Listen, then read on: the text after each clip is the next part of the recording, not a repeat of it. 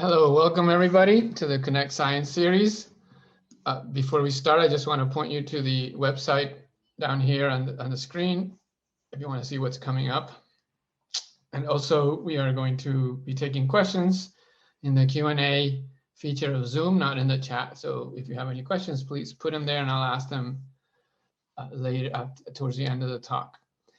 So today we have the pleasure of having Dr. Nabiha Tayeb. She's an assistant professor in the Department of Data Science here at Dana Farber. She just started recently. I think she spent more time working from home than working in the office, or maybe about the same. And she is the co-director of the Biostatistics and Computational Biology core of the DF-HCC breast spore and the co-lead of the Biostatistics core of the DF-HCC ovarian spore. Her research focuses on early detection of cancer, biomarker evaluation, and survival analysis. She collaborates very closely with researchers in the Susan F. Smith Center for Women's Cancer, and she's an active NIH-funded investigator. And today she's going to be talking about biomarker screening algorithms for improved early detection of cancer. Thanks for joining us, Nabiha. Take it away. Thank you very much for the invitation to speak. I'm really excited to be here and share my research with our Dana Farber community. So as Rafa said, today I'm going to be talking about biomarker screening algorithms. So these algorithms, I have been working in this area in particular for early detection of hepatocellular carcinoma for since my postdoc, essentially.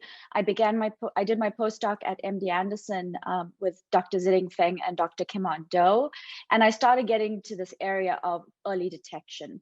And I think one of the key things that has kept me in this area is the idea is we're developing statistical methodology to solve important clinical problems.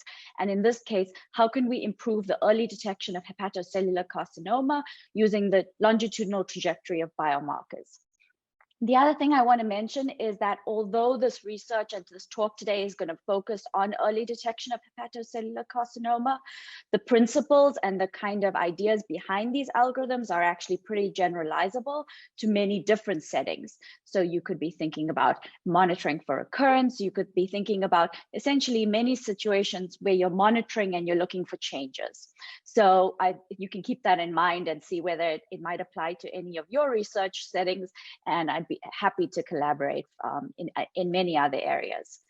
So jumping in about why are we interested in early detection of hepatocellular carcinoma?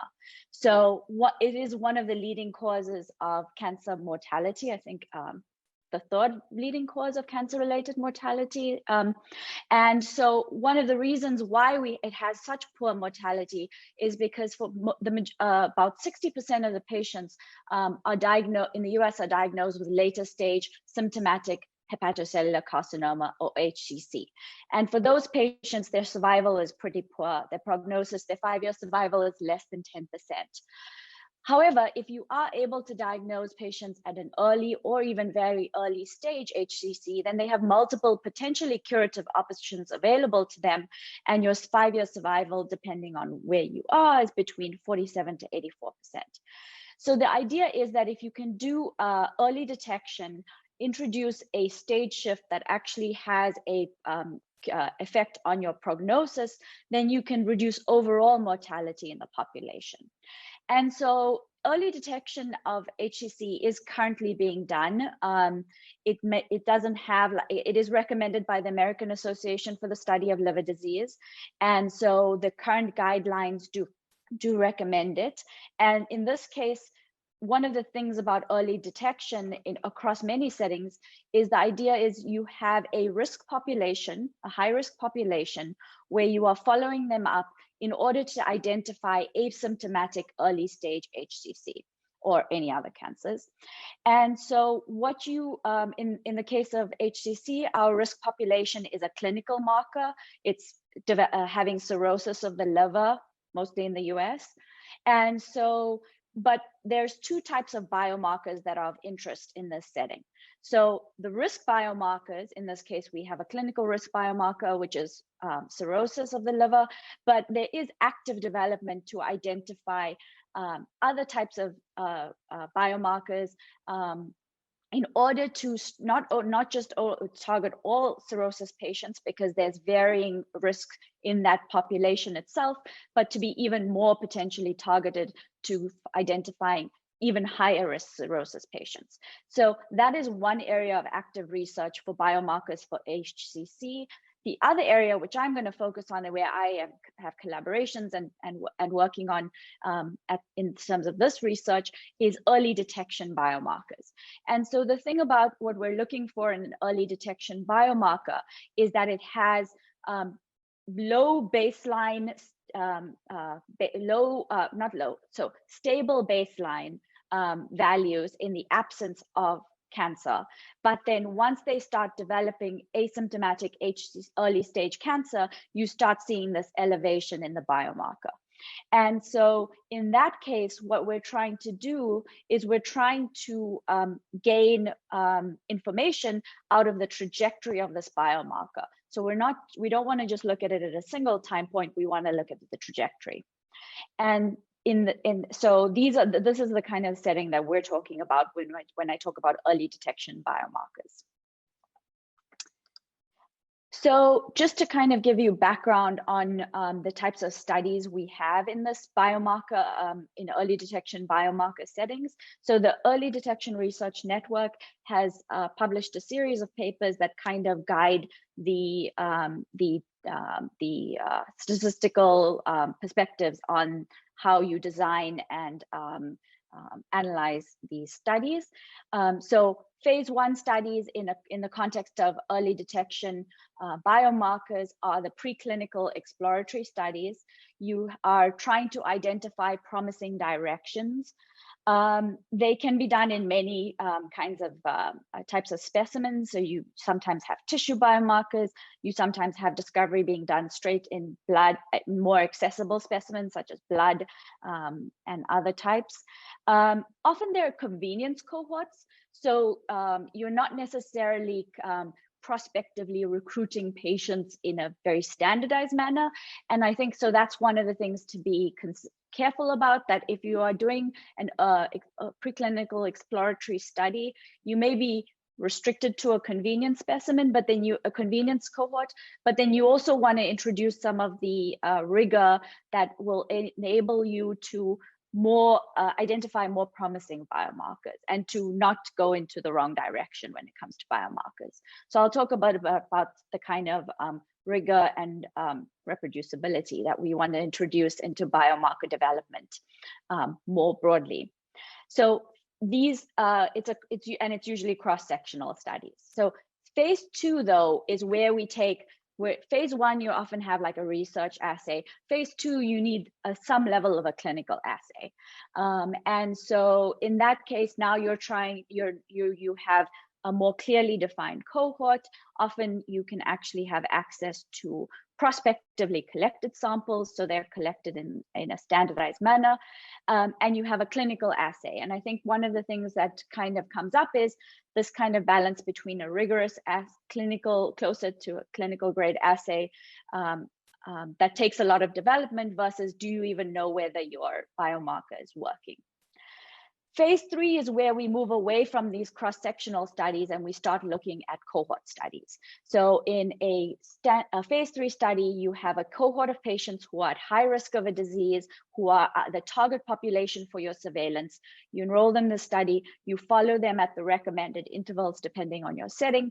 You create a biospecimen bank of these collected samples, and at the end of the study you have your group of panel of biomarkers that are your highest priority, that you think that have shown efficacy, that have shown utility in the phase 2 setting, and now you're going to test them whether they can identify preclinical disease. So at this time point, when it's asymptomatic, not clinically detected cancer, is your biomarker able to identify disease? You then have your phase 4 and phase 5, which is essentially phase 4. Now, phase 3, you lock down all the aspects of the algorithm, and then phase 4, you're actually implementing it and intervening based on the results of the test. So phase 4 is the first time you're actually acting on the biomarker itself. And then phase 5 is when you do a randomized trial to see, does the screening reduce the mortality associated with the cancer? And so those are the kind of like, in order to have a biomarker, early detection biomarker that is actually reducing impact, that has an impact on survival, you would want to go through those 5 phases. So what I'm going to talk about, where I'm doing my development, is on the phase 3. So you have a promising set of biomarkers, you've seen efficacy in different settings, you've now got these cohorts where you've got these longitudinal biomarkers measured at multiple time points. How can you use all that information you collect effectively to further improve the early detection of the biomarker? So just also some principles of what we think about when we are designing, and these are principles applied to all the phases, phase 1, phase 2, phase 3. They are required in phase 3 and phase 2 and phase 3. And what I would advocate is that in phase 1, the closer you get to implementing these principles, the more likely you are to identify a biomarker that will actually move forward in the process.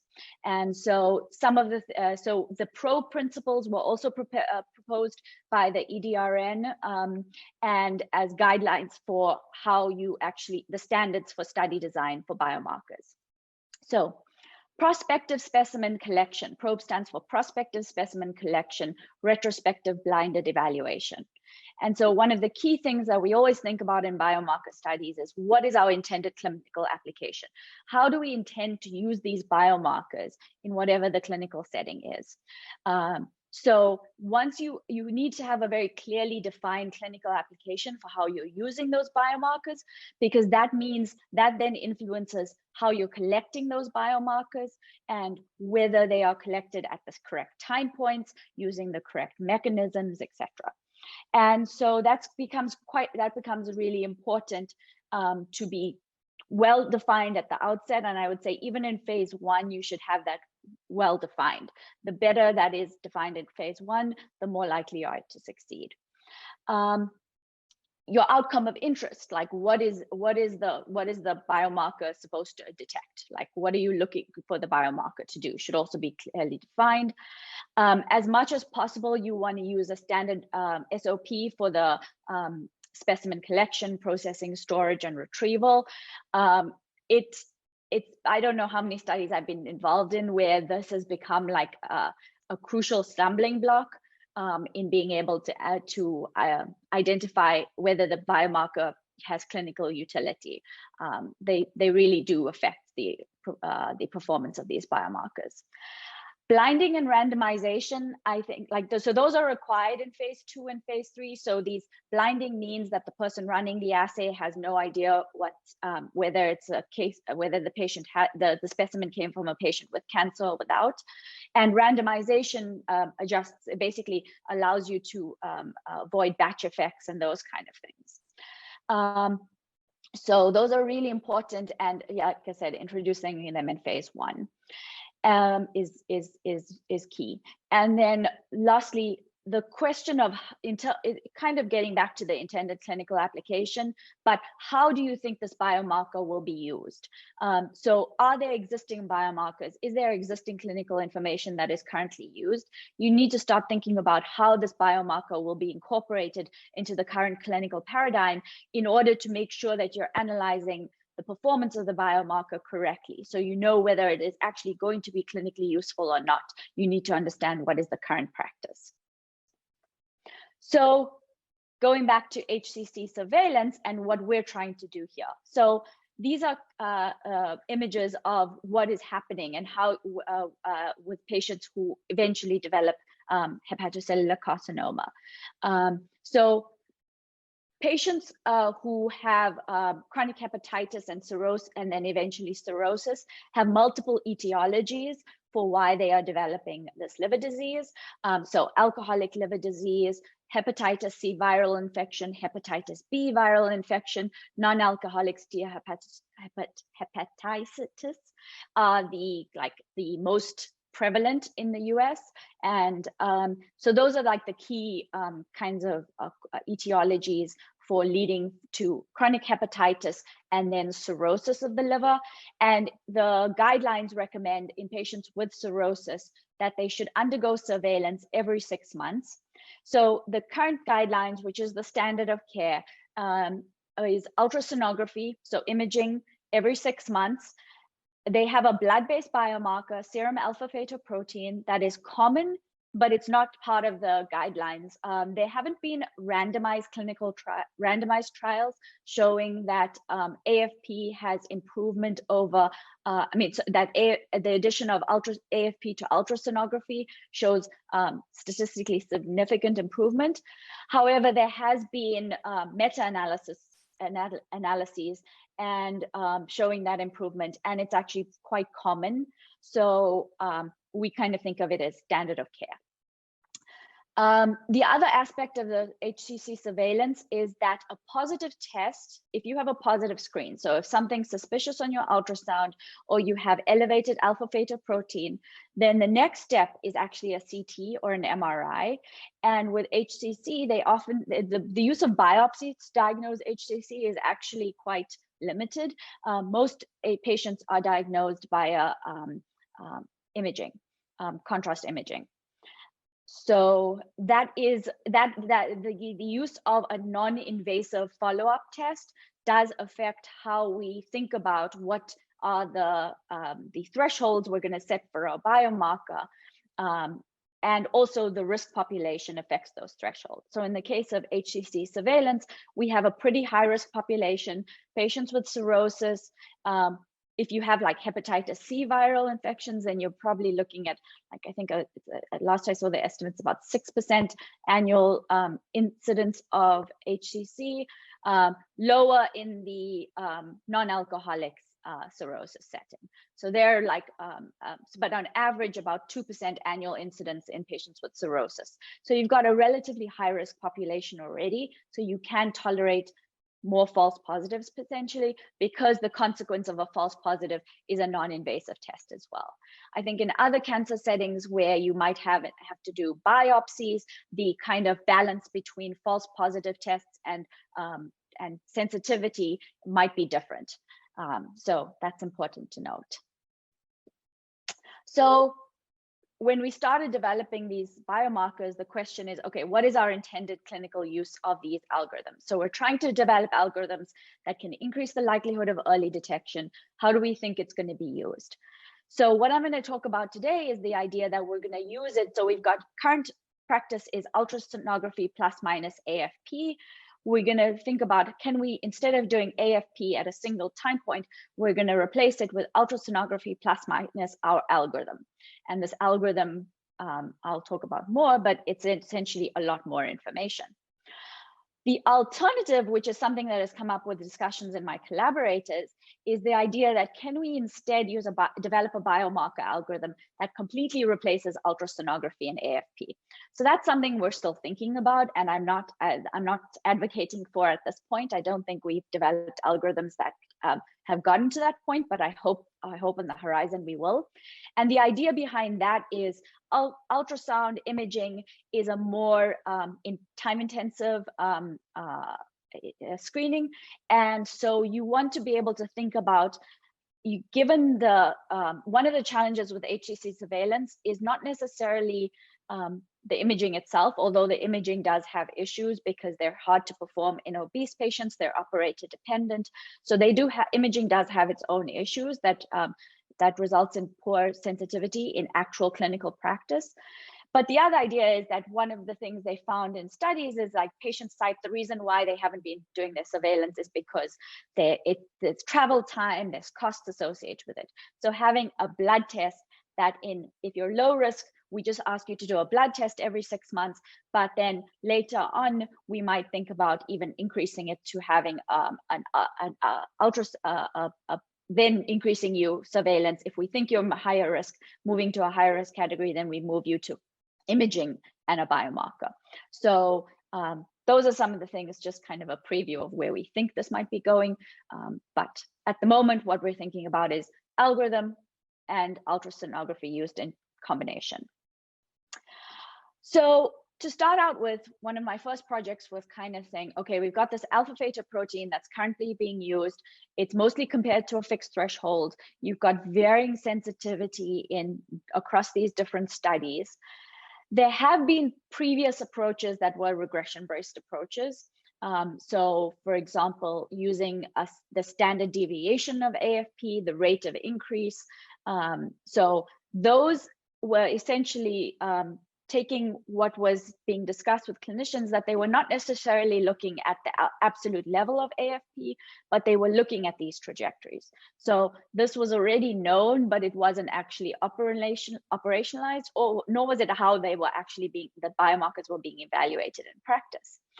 The HES algorithm, which I'll talk about a bit, was initially developed by a group at Baylor that I began working with after they developed it. And it's also a regression-based approach, and it uses current AFP levels and the changes in AFP, as well as other liver function tests and age. And so this idea of taking the information that you currently have in the medical record for this patient and getting something that's better than just AFP alone. So what I've been working on in terms of statistical methodology development is expanding these ideas of longitudinal biomarker algorithms. So these were initially developed for ovarian cancer screening with CA-125. So you've got two different approaches that are trying to do similar things, and they take two different statistical methodology approaches. So the first is a parametric empirical based approach, and I'll discuss that next. And essentially, you're not fitting a full model, you're having a reduced model, and then you're incorporating prior screening. There's a fully Bayesian approach, which I've also worked on, and I'll discuss, where you have this posterior risk calculation that requires you to specify a full model for how you expect these biomarkers to behave. So I think both have their pros and cons, which we'll talk about. And I see them as two sets of tools in your toolbox, and having both sets of tools one might be preferable in one situation, another might be preferable. So I've been developing these both from both perspectives in parallel. You want as many tools in your toolbox as possible. So in terms of the data that I've been working with so far, I have been using data from a clinical trial that started enrolling patients in 2000. I think it completed in enrollment in about 2000, I can't remember, 7 or so, yeah. So it is one of the older studies.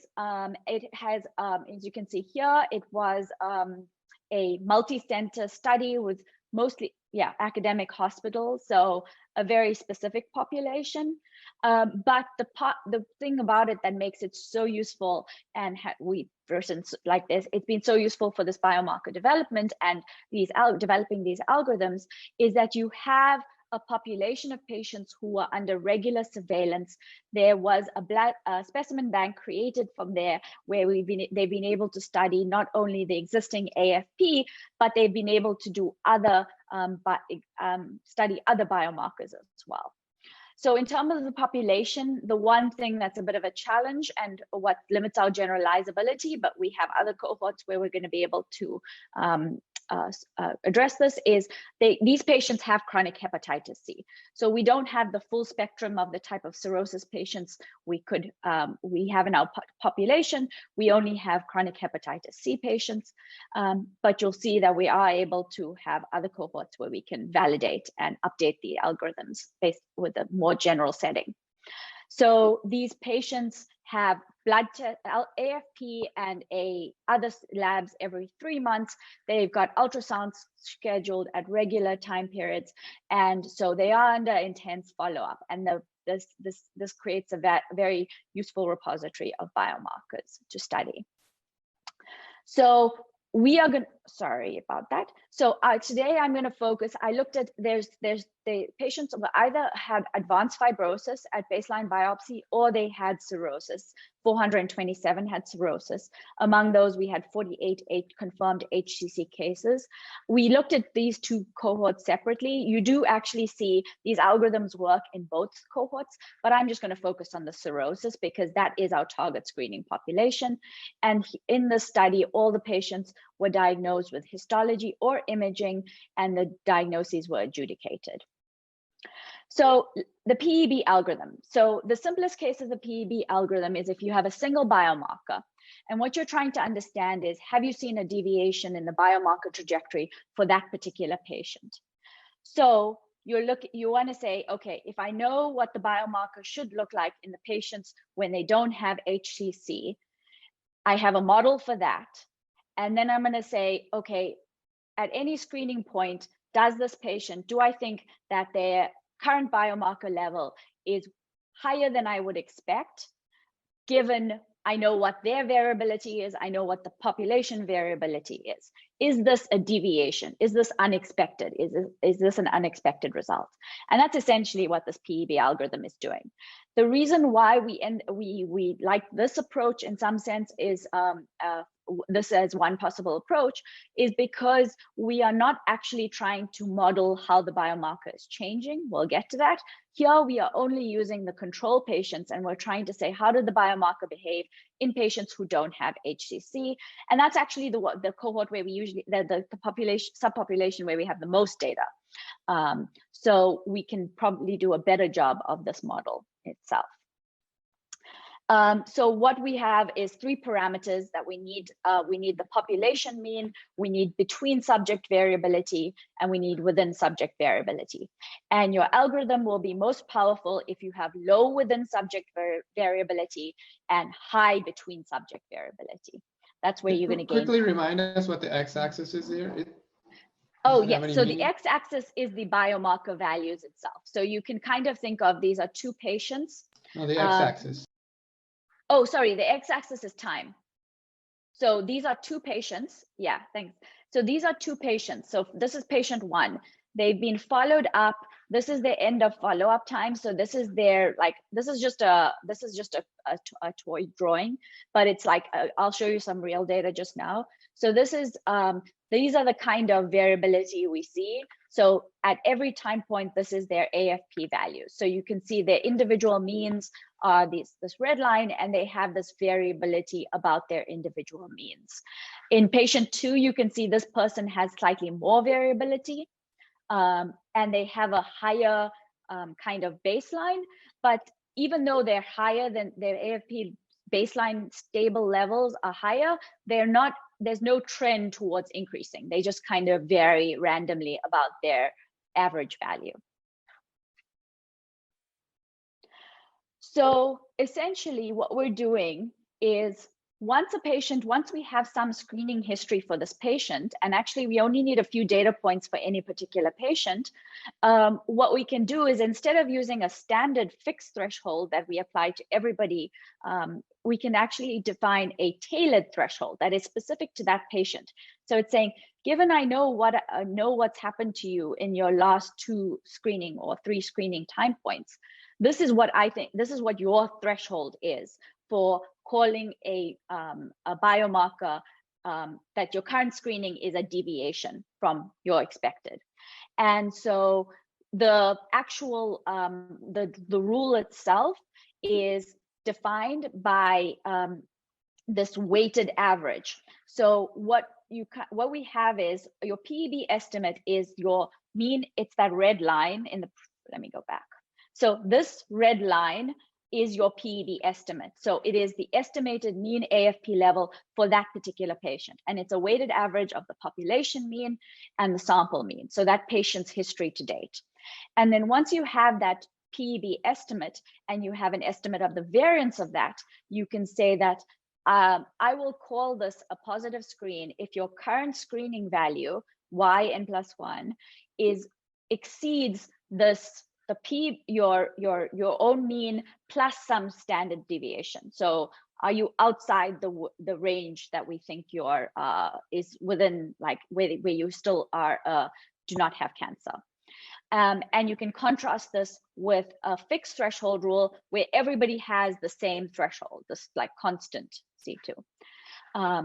So we can actually then, and what we do is we vary C1 and C2 in order to get to control the false positive rate. So you can see this in action over here. So we have, this is an example patient from the HALT-C trial. The blue line over here is your fixed threshold, but actually when a patient doesn't have, so this is the first value, this is their first AFP level in the study, and it occurred 4 years prior to their HCC diagnosis. You've got your log biomarker on the log scale on the y-axis. And so they start out on the log scale at about 2. And so when you don't have any screening history, the PEB algorithm, the personal threshold and the fixed threshold are the same. They reduce to the same thing. But as soon as you have some patient history, then we're incorporating that patient history and we're getting a patient-specific individually tailored threshold. That is this red line. And so you can see that as we accumulate data on this patient, as they proceed through their screening, we're using all their screening history each time to update this threshold using the information that we have on them. So you can kind of see over here, so 1 year prior to diagnosis, you could see it actually a little bit starting, but you have this increasing trajectory. So at 1 year prior to diagnosis, this patient crossed their PEB threshold and so if this was being applied in practice, they would have been sent for a CT and MRI, and the goal is you would have detected the cancer 1 year earlier. That would be the question. Did you do that? And so what actually happens in this patient is they weren't using this algorithm, so we have data on. And in this case, they actually only were diagnosed. So in this case, like at time 0, because we scale the time that way. But you can see they've only diagnosed when the AFP levels shot up dramatically. So we ignored all this increasing trajectory that was actually happening in this patient who started at a lower level. And we only identified them when they had a dramatic increase in their AFP. So that's the goal of these algorithms, not to ignore this increasing trajectory, but to identify it and then hopefully detect the cancer earlier.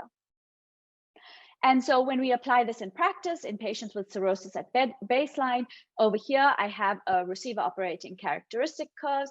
They're slightly different from the standard ROC curves because we have this longitudinal setting. But what we do is we count all the false positive screens that occur at any time. And then for the true positive rate, this is at a patient level. So did a patient have a positive screen at any time point? And in that case, we end up with an improvement. So as I was saying earlier, we can tolerate a higher false positive rate in this setting. And so what has been like with my collaborators and things, what we kind of worked with is a 10% false positive rate. That is the current false positive rate of AFP at a single time point based on some larger studies. So here we see we get about a 17% improvement in the sensitivity when you just use the existing information you already have, and you use it, you do a better job with it. So for anybody who is interested in these, I have developed a Shiny app that will allow you to actually apply this PEB algorithm to your own data. I would say this is a beta version, so please reach out to me. I'd be interested in how you're using it. But it kind of walks you through how you have to set up the data, and then you can run it on your own, and you can get figures like the one I just showed you here to understand how it would work. I also have set up a kind of simulation section. So if you want to play around with like your theoretical biomarker, for example, like I said, when you have a lot of within patient variability, that does actually make a difference as how useful these algorithms will be. And so you can play around with that yourself as well. So the key thing here is that yes, we can do a better job if we use the trajectory, but of a single biomarker. But cancers are heterogeneous diseases. You're never going to, with a single biomarker, you're never going to be able to detect all the subtypes that are present in your population. And so an active area of research is what are some other biomarkers for HCC surveillance. And so DCP is one of those biomarkers. It is an FDA-approved risk biomarker in addition to AFP-L3. So this is a patient in the HALT-C trial. You can see over here, their AFP values are pretty stable. You don't really see any increase. However, in the patients with, if we look at their DCP values, you can actually see that about 6 months prior to diagnosis, you start seeing this elevation of DCP as well. So I would say even just these two biomarkers are probably not sufficient. We'll probably end up having to incorporate more. But the main idea is we've got these existing algorithms that for single biomarkers, how do we actually do surveillance with a panel of longitudinal biomarkers, multiple biomarkers measured at multiple time points. And so DCP was measured in the HALT-C trial, so we can start to develop this methodology using this study. AFP-L3 was actually measured in the study, but we can't use it because it was a previous version of the assay. But we do have future studies, and hopefully I'll get the data sometime soon, where we have the 3 FDA-approved versions of the assay. And so in this case, the other thing to note is that DCP was only measured during this initial phase of the study. So they had an initial phase where they did the biospecimen repository. They had an extended phase where they were continuing to follow up patients so they could get more events. We have AFP in this follow-up, but we don't have DCP. So we have a kind of a situation where you've got AFP and DCP measured in the first part of the study in some patients, but then you have DCP missing in the follow-up. The fully Bayesian algorithm that I'm going to talk about can actually accommodate this missingness, which is one of the things that the flexibility that it has is one of its why we are interested in it. So we've got this multiple longitudinal biomarkers. We want to use all the information that we've collected. You don't necessarily have to have evenly spaced biomarkers. I mean, patients do not come at their necessary intervals. You want to be flexible to accommodate that. And as in this situation, and you probably won't have this level of missing data in real life, but you want to be able to accommodate some level of missing data. And in this setting, we can accommodate this missing data. So the idea is that we are going to, for every patient at every screening time, we're going to estimate their posterior risk. So their posterior risk is the probability that they have HCC, given all the data we have on them, the ratio of that probability to the probability they don't have HCC, given all their data. So we say, okay, I have all the data I've collected on this patient. Do I think they look more like a patient with HCC, or do I think they look more like a patient who has not developed HCC yet? So we have this nice trick called the Bayes rule, and we are able to so that we can flip the conditioning, and so we end up, or the way we then calculate that posterior risk is by by specifying a model for what do trajectories look like for these biomarkers in patients who have HCC. What do these trajectories look like in patients with no HCC? And then we have a prior probability of disease from our target population for surveillance. So what we are doing, so in the PEB algorithm, we only needed this model for what is these biomarker trajectories look like in patients with no HCC. In this setting, we need both in those with and without HCC. So we're making more modeling assumptions now, but we get some benefits out of it. So we are using a hierarchical model for these biomarker levels. So essentially, as we had in the previous PEB, we're assuming that everybody has some stable trajectory that we can describe, and all for that individual patient, they have their own mean, which we call theta I. And so they have this random variability about their mean until their end of follow-up. And so that's how for every biomarker, you have a predictable model for how the biomarker behaves in the absence of HCC. And then what we do allow for is in the patients who do develop HCC, we have two possible models for what we think is going to happen to this patient. So similarly to the example patient that I showed you, you have some patients where their biomarker is not going to have a change. So they have this random variability about their own mean all the way up until their clinical diagnosis time. But in some biomarkers, in some patients, you will see a change for any one of their biomarkers. So you'll have this random variability until this change point time, at which time you start seeing this increasing or decreasing. Either it's a flexible approach, whichever it is for this context. For this context, it's increasing with HCC biomarkers. So you've got this increasing trajectory all the way up until their clinical diagnosis time. So what the model that we're using is flexible enough where patient could have either of these for any of their biomarkers at any time point. And so what we do is we put together these different models, and for every patient we can estimate, okay, what is their posterior risk? And then that posterior risk, which is just a continuous measure, can then be used as your biomarker. And then once we do that, once we have that, we can compare it to the other approaches. So this is like a little bit busy, but essentially what I want you to focus on is the black line, which is this fully Bayesian algorithm that takes the longitudinal trajectory of two biomarkers and combines it. And then we get 89.5% sensitivity at 10% false positive rate when we do that.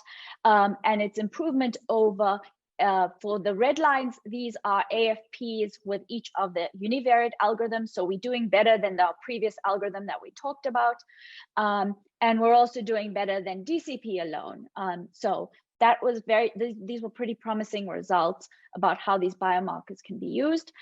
There were some drawbacks. One of the questions of how we're not quite yet at the point where we can say, yes, this is a clinically useful algorithm, because like I said, we've got limitations with our population and also with the DCP itself, with the biomarkers themselves, that they're not measured at all the time points. And so the other algorithm that I've developed, and the multivariate algorithm, like I said, parallel tracks trying to have both of these algorithms available for different situations. So a multivariate version of the PEB algorithm, that I have a paper under review on this. And the idea is that although we can gain some power out of specifying this model with a fully Bayesian approach, there is some cost to that. And so what we would like to do is, if we can specify a more minimal model, we can potentially increase the robustness. And one of the ways this is, so we do require a reasonable amount of data to be able to estimate these models, and you may not have that. So that is a drawback of that. So by minimizing the models, can we introduce more robustness? So the main idea of the multivariate PEB algorithm is extending the univariate PEB algorithm that was existing. And so the way you actually get a patient-specific threshold, the kind of background of how that threshold is defined, is by controlling the probability that you have a positive screen if the patient is a control. So if the patient does not have cancer, we want to control the probability that that you have a positive screen in that patient to be at most F0. So that's the false positive rate that we want to control it at. And if you set this criteria, then you have a unique threshold for that patient. However, once we have multiple then that's in the case of a single biomarker.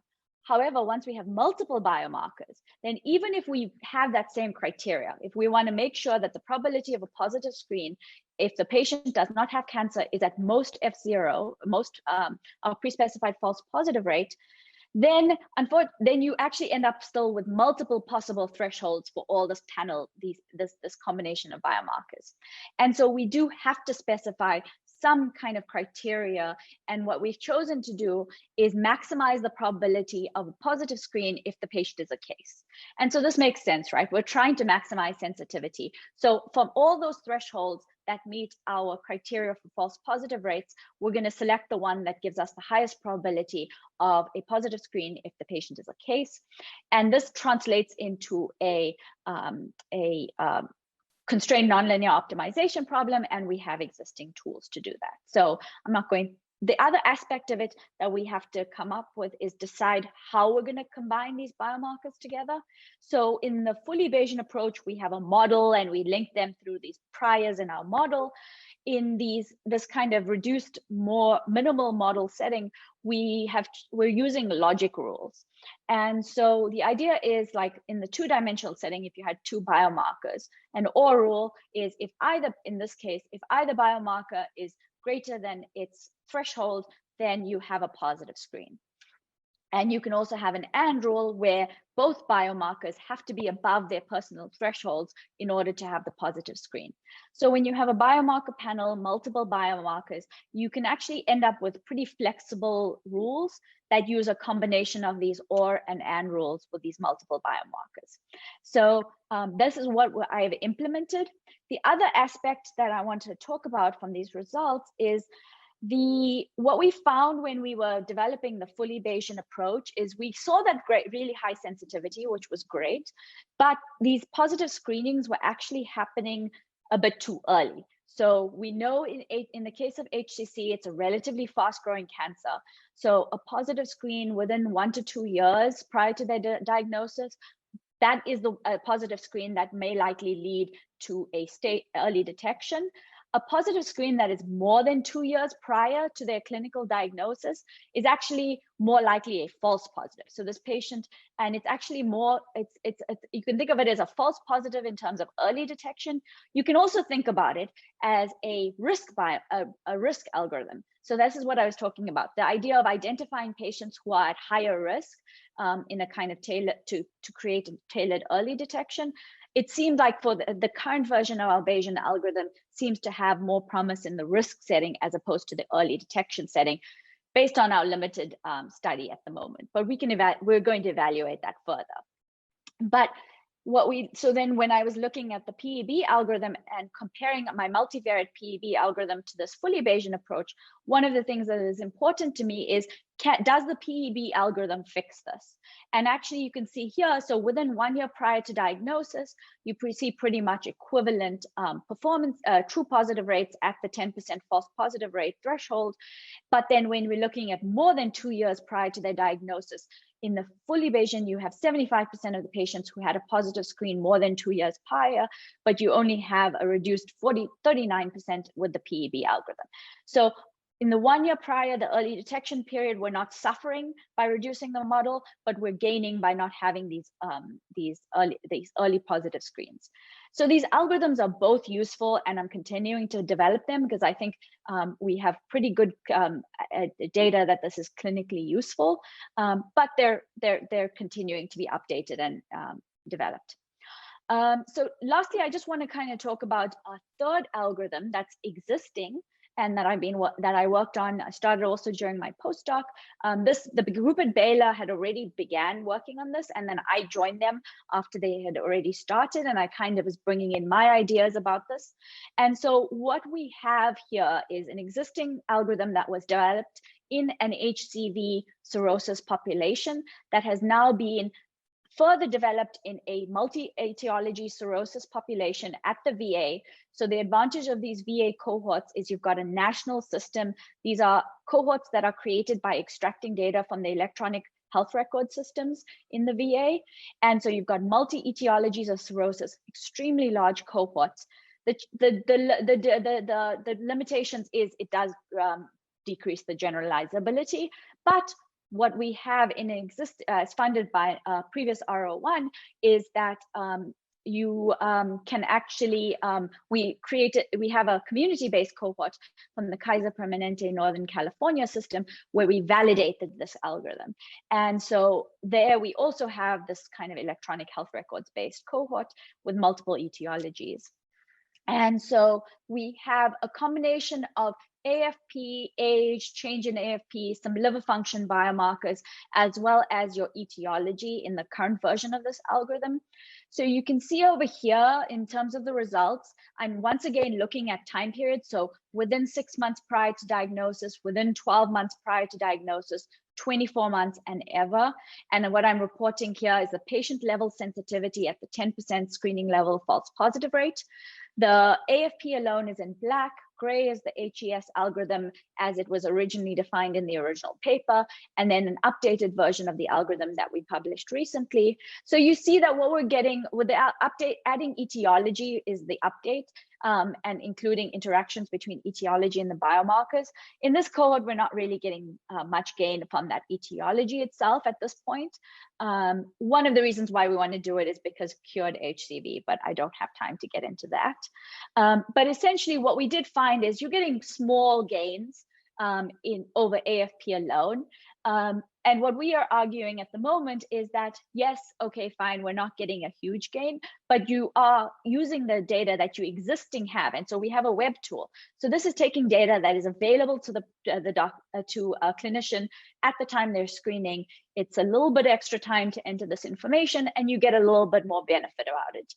But the key with this is kind of also a base kind of algorithm that we're going to update. And so we have existing cohorts where we're going to continue to update it, including these FDA-approved risk biomarkers that are not currently being widely used, but will be in the future. And those are where you can really get gains in terms of improving sensitivity and specificity. So this is not a static algorithm. This is going to be updated, as are all algorithms. So in kind of wrapping up now, I want to think like in terms of your own research and when I would advocate that you use longitudinal biomarkers. Essentially, if the goal is to identify these change points, to identify these changes in trajectory, then these algorithms can be very useful. And important thing to consider is that the higher the within patient variability, the poorer the performance of these algorithms. So if your variability within a patient is too much, then it's going to be harder to identify these change points. And so this is where some of the things I was talking about at the beginning, where, you know, what is you have a research assay, do you have a clinical assay? If you have too much of variability because of your assay itself, then that is something that can limit the understanding of its clinical utility. However, if it is actually variability that is due to the variability within a patient, so it's a biological variability, then one of the things I'm working on with the fully Bayesian algorithm and the PEB algorithm is to incorporate clinical covariates that can explain the variability within your biomarkers. So one of our questions is that variability early in the fully Bayesian algorithm that we're seeing these early positive screens because of a variability within the patient that we can explain and thereby reduce using covariates. So in summary, the PEB algorithm, we have a minimal model. We have in that sense, we're introducing more robustness, but the current version of the algorithm does not allow missing data. So it's a slightly different cohort, the results that I showed you, because I only kept those patients with no missing data. The fully Bayesian algorithm, we have gaining power with the model, we have more flexibility with the model, but we are currently seeing positive screens too early. So it may, in the current version, maybe not an early detection algorithm, maybe more a risk algorithm. And the other downside at the moment is we do need more data than you would need for a PEB algorithm. So just to finish, I want to thank my collaborators who work with me and provide these very useful cohorts that I've been working on. So the HALT-C cohort, a VA cohort, and the Kaiser Permanente cohort. And then just to kind of give you a kind of sneak peek, what I am doing is I'm going to be validating these algorithms for clinical utility in 2 large cohorts that the Early Detection Research Network HEADS cohort has 1,500 patients, and they are actually we are actually starting to analyze these biomarkers right now. And so we will be able to understand the clinical utility of these algorithms and then see whether we have sufficient performance to move to a phase 4 study. We also have a separate independent cohort in Texas that will have the target was 5,000. I think they've decreased it to 4,000. They were hit by COVID, as we all. And so, but it will still be the largest cohort in the US to date. And so that will be another setting where you have more diverse ethnicity, and you have more non-alcoholic fatty liver disease, which is going to be an important etiology in the future. So thank you very much. And I look forward to your questions. Thank you, Rabia. Thank you. So we have maybe 5 minutes for questions. I have a few from the audience. So the first one is, does the storaging of specimen have an effect on biomarker results? Yes, it does. So how you process them, how you store them, for these repositories, the number of free stores does make a difference. So it depends on the type of biomarker, but some biomarkers are more sensitive to it than others. So it depends on the technology, but yes, it definitely does have an thing. So one of the things in your phase 1 that you have to be cognizant of is, let's say you have all your cancer patients have multiple free store cycles, because this is like a same cohort that everybody's using, and then you've collected a bunch of group of patients that are from your control population that are you collected them like recently, and they only underwent one free store cycle. Then you basically introduced a bias that you can't actually, that is associated with your diagnosis. So you have to be really cognizant of those types of things in your phase 1 studies. Okay, yep. Second question is if you can share the link on slide 29. I think maybe sure. I can't see the chat or anything right now. Yeah, if you just copy and paste it into the chat, I can reply to the question. Okay. Oh, wait. Okay, I can actually see. I think I can. Let me go ahead and do it. All right, thanks. So I had a couple of questions. We're almost out of time, but I will ask them while you find that. So you, the beginning of your talk, and you introduce your ideas. You're describing it for HCC. Mm-hmm. But there's really, I was having a hard time trying to figure out what it was that what you were showing that was specific to HCC. I mean, aren't these ideas applicable to any kind of biomarker where it's recorded in time? Yeah, essentially, I think that's key. There's nothing specific about the algorithms themselves necessarily. I suppose one of the things you want to be sure of that, like the parameters in all these models depend on you having these longitudinal cohorts to be able to do this. Mm-hmm. And so that is where I'm currently developing them, because I do have access to these longitudinal cohorts that are pretty large and allow us to do this. But the actual algorithms themselves, the statistical mechanisms behind it, are generalizable, and it doesn't even have to apply to early detection. It can apply to many other settings where essentially you have something that's measured at multiple times and you're looking for changes as you're monitoring it. All right, so I've been doing a little bit of that with infectious diseases recently, mm-hmm. And it seems similar to what's done to the ideas that we see implemented in like surveillance and epidemiology. Yeah, I was thinking about that when in your talk about the COVID tracking, and when is our positivity rate too high? Like, when do we still need to start acting? I think the ideas can be translated. Yeah. Interesting. So I guess I'll ask one last question. So do you this is up to now, you've developed algorithms. What does it take to actually implement the use of this? Like, have you seen that happen, or have you been involved in that process? Because I know it's not straightforward at all, and it's not a statistical process. Yeah. Right? So I would say that I'm hopeful that we're going to be doing at least some level of this. So what I'm currently doing with my collaborators, actually Jorge Marrero here and Amit Singhal at the UT Southwest in Dallas, we've been, the EDRN is actually thinking about this. So phase 4 clinical utility trials, doing those. The question of these algorithms themselves. So the first question is, can you do a large scale trial where you're implementing a new screening method and compare it to the standard of care in HCC? That itself is like, how do you design them? Can you combine phases, etc.? The actual algorithms themselves, I think the biggest stumbling block, which is one of the things, like I've got a Shiny app, but that still involves people, like even if you do a web-based app, you have to input the data. the goal, the kind of like the way to actually have it utilized and have it widespread is if you can incorporate it into the EHR. So Dr. Anna Luck at the University of Michigan, they are working, they have algorithms that are currently being integrated and pilot tested in their EPIC system. It's not one of these because we don't have sufficient data yet to do that, but that is where some of these things are going. So instead of a clinician like manually entering it into a website, it automatically pulls the relevant data from the EHR and then gives you a recommendation of what you need to be doing. Right. So they've got some pilot testing of that going. Yeah, but I hear that that's very difficult and it needs to get prioritized in some queue. But yeah, interesting. All right, we're out of time. Yeah. Thanks again. Okay. You can still answer questions, but thanks everybody for joining. That was very interesting, and I look forward to talking more about this soon.